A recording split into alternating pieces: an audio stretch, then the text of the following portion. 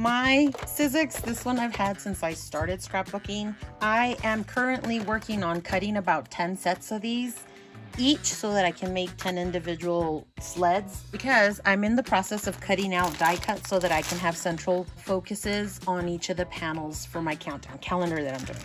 So I already did 10 sets of these of each of the words, Joy and Noel. They're both in there, and I cut out about 10 or so of the different elements that come with this die set. I already did about 10 or so of each of the sets that come for each of those Christmas cookies, and I cut them in white, and then I cut them in the craft cardstock that I have. I did about 10 or so of these sets with the hearts and all 3 layers, which I'll be sanding the first layer because wood doesn't naturally look like that. So I'll be sanding it down and then kind of inking it. Hopefully it'll give me the look that I want, because I did use pattern paper for this. That wasn't in my kit. So, I mean, I'm cheating already, but it's okay. And then I did cut some out with different types of pattern paper, 10 or so of these. So that's about, what, 3 sets right now. The struggles that I'm finding is that I have frozen shoulder in my right hand, in my right arm, and it hurts. And my left shoulder has been showing symptoms of the same thing. So I hope it's not something that's going to happen to my left shoulder, because if not, then I really will be in a jam, in a pickle. So I'm going to start this one. I'm going to take out as much of the pattern paper scraps that I have. I'll be looking into things to see what I can use and have big pieces of, so that I can do the die itself. Okay, so I think looking at the dies, I see that there's 12 pieces and some are very tiny, because I'm going to have to separate the things that I need to cut individually in different colors. Looking at it, it seems like I want to cut this part. I will have to cut red because it's the part that comes out to these pieces, and those are the ones that are going to show through. I don't have to worry about red showing in other pieces, because these wood panels are the ones that go on top of the sled. So are these pieces. These are the little thin legs that go here, and then there's also a wooden piece that goes right across here. So these I will cut in brown. This will be cut in red. So will the bow. And then I'm going to cut these out in silver. I think that's the red piece, this piece right here. So I think I'm going to cut that red because that goes there. These I'll cut in different types of green. So if I cut these in white, I can ink them up and then just cut everything in white and not have to look for scrap paper. But my focus is trying to use up my scrap paper. What I have left of the 9 paper pads that I had originally started for when I bought those Christmas pattern paper packs on clearance was 9. I bought 9 Christmas paper pads, and the scraps are all I have left over, with the exception of 1 or 2 sheets, because I did want to leave some of them whole. And so I'm trying to really use these up. I can ink these as well, and I don't actually mind the pattern if you can see through the pattern. I just want it to be the right shade of color. So starting off with a base, if you will, of a color, and then adding or maybe even subtracting by sanding some of the color off would be a fine fit for me. I have little tiny pieces. Like I said, I collected the pieces that are super tiny as well that I have in some of these pouches to use. And so that's why I kept these little bitty pieces of paper. So like, for example, they'll fit on that strip and I don't have to worry about cutting a different color. I might just use a darker shade of green and from my inks to emphasize shading or depth, what have you. So I'm gonna go ahead and get started, and I'm gonna look for red pieces and then we'll move on from there. Apparently I had already done one of the other die sets too, and I had already done some of the greenery from a die set. This one I have to finagle and get out because it was a really thin cut. But I cut a whole box of these greeneries and I put them here because I had already started greenery in this, and so I just kept putting them on there. And then this is one of the panels that I had already cut. I actually don't know how many of these I cut. However, some of them I have to go back and actually pull out the little circles from some of the panels. But there's a whole array of colors here that I pulled out. I just need to do the circles. So this is probably something that I'll be taking downstairs while I'm sitting down and watching TV with my husband, for example, and pop out all the circles. And I've actually The circles that did pop out from whatever circles did pop out from some of the glitter paper, I've already added in here, and I'm going to use these elements as decorative pieces because, you know, like enamel dots and stuff like that happen. I know I had left myself work for those brads. I have not found them, y'all. I think I just found them. I'm gonna keep cutting and every once in a while keep looking. Yep, there they are. These are the Christmas brads. So I have these. Thank goodness these are not going to be anything but finishing touches when I'm done, so I don't need them at this moment. I was just kind of freaking out that I couldn't find them. So while we're here, why not just start this, right?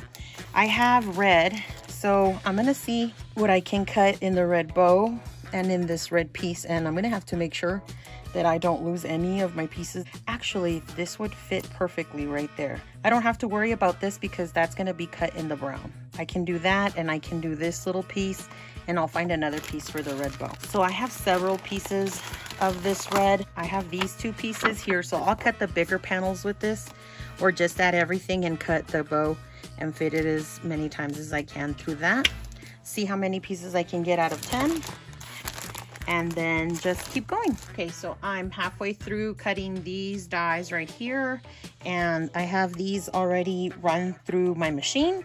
What I did this time, because I noticed here on the die set, and I think I remember him saying in his lives for these, is that if you use the archival ink and run it on the die, you'll see the ink color in the grooves. I already pulled out 5 pieces of each of the brown, each of the reds, each of the greens, which I know I'll use for all the pieces.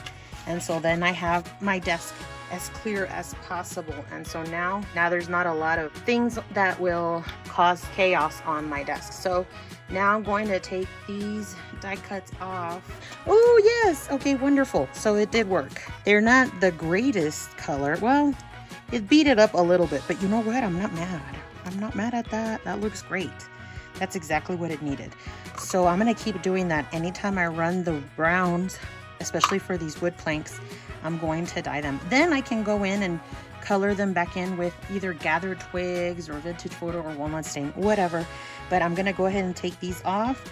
I already have all of my pockets set for all of the sets of cuts that I need to make one sled, and I'm adding them all to that little bag. Now, if it doesn't come out for here, like here for example, they're getting stuck, I have this pickup stick, or what is it called, a pick-me-up stick from Silhouette. This is the newer one I had bought because I couldn't find this one. If I twist it, some more will come out, and then hopefully I can pick these pieces up. Anyway, it is not doing, of course it doesn't work when I'm on camera, but I'm gonna get these pieces out. Okay, so I have 10 sets of the sled cut here, and I decided to do different types of pattern paper for the red because of the red that it gives, the shade of red that it gives to the sled parts.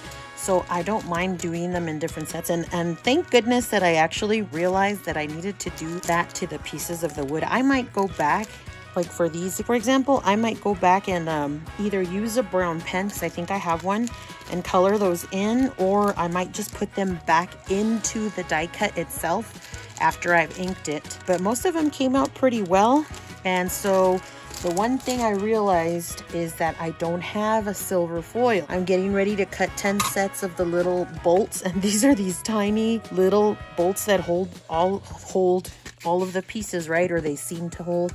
So they come like this. Those are 6, and then these are 12. No, I can't count. Those are 6 and then 8 of the smaller holes. So there's varying sizes. So those are black, and then just because it's easier for me to not think about things, and I'm just gonna go with how they show them here. And then I was looking for silver paper. I do not have any. I'm going to silver emboss pieces of paper, and then I'm going to die cut 10 pieces of them. So then that way I can get silver throughout all of them. I don't know that I want to do it in glitter. I think this looks more like an authentic silver. Not authentic. It'll look more authentic once I emboss it, but it doesn't have a glittery silver here, so I kind of want to keep to that so that it'll go. So that's the last of the bits that I have for now. I'll come back once these are die cut. All right, I got these embossed. I have to say the embossing part is a lot of fun. Some have different textures, and I don't mind that because that, you know, it gives it something interesting.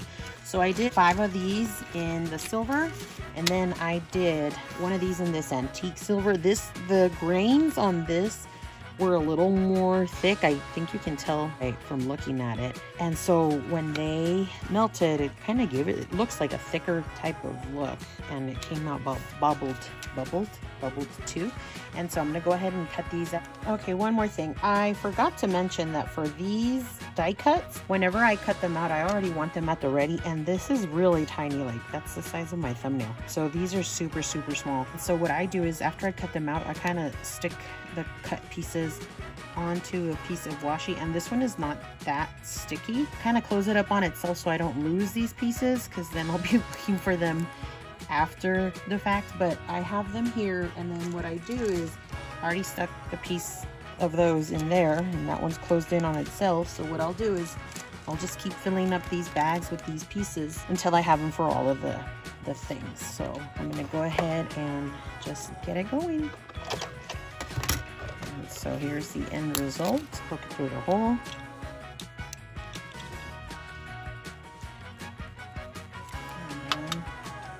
That's the end result right there. Well, that one kind of broke off. Wonder if that's going to matter in the end.